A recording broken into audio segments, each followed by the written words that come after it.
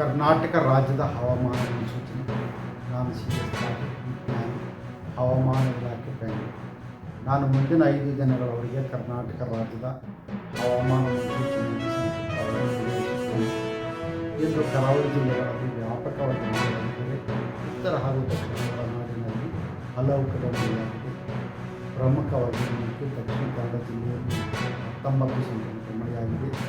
ಭಾಗಮಂಡಲ ಕೊಡಗು ಜಿಲ್ಲೆಯಲ್ಲಿ 12 ಸೆಂಟಿಮೀಟರ್, ಗದಗಿನಲ್ಲಿ 5 ಸೆಂಟಿಮೀಟರ್ ಮಳೆಯಾಗಿದೆ.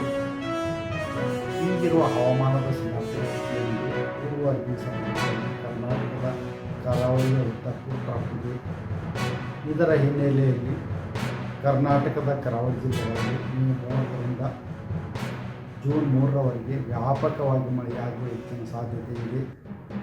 ಉತ್ತರ ಹಾಗೂ ದಕ್ಷಿಣ ಒಳನಾಡಿನಲ್ಲಿ ಮೇ 30ರಿಂದ ಜೂನ್ 3ರವರೆಗೆ ಕೆಲವು ಕಡೆ ಮಾತ್ರ ಮಳೆಯಾಗುವ ಸಾಧ್ಯತೆ ಇದೆ. ಉತ್ತರ ಕನ್ನಡ, ಉಡುಪಿ, ದಕ್ಷಿಣ ಕನ್ನಡ ಜಿಲ್ಲೆಗಳ ಕೆಲವು ಕಡೆ ಮೇ 30ರಂದು ಭಾರೀ ಹಾಗೂ ಅತಿ ಭಾರೀ ಮಳೆಯಾಗುವ ಸಾಧ್ಯತೆ ಇದ್ದು ಆರೆಂಜ್ ಅಲರ್ಟ್ ಅನ್ನು ಕೊಡಲಾಗಿದೆ.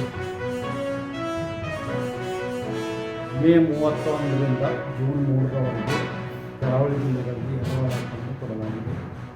ಶಿವಮೊಗ್ಗ, ಚಿಕ್ಕಮಗಳೂರು ಹಾಗೂ ಕೊಡಗು ಜಿಲ್ಲೆಗಳ ಕೆಲವು ಕಡೆ ಭಾರೀ ಮಳೆಯಾಗುವ ಸಾಧ್ಯತೆ ಇದ್ದು ಮೇ 30ರಂದು ಯೆಲ್ಲೋ ಅಲರ್ಟ್ ಅನ್ನು ಕೊಡಲಾಗಿದೆ.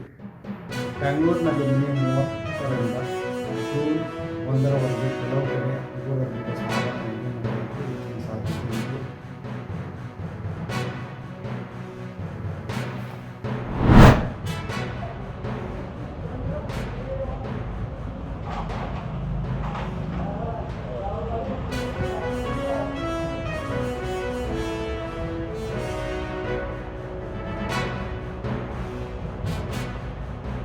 ये मैं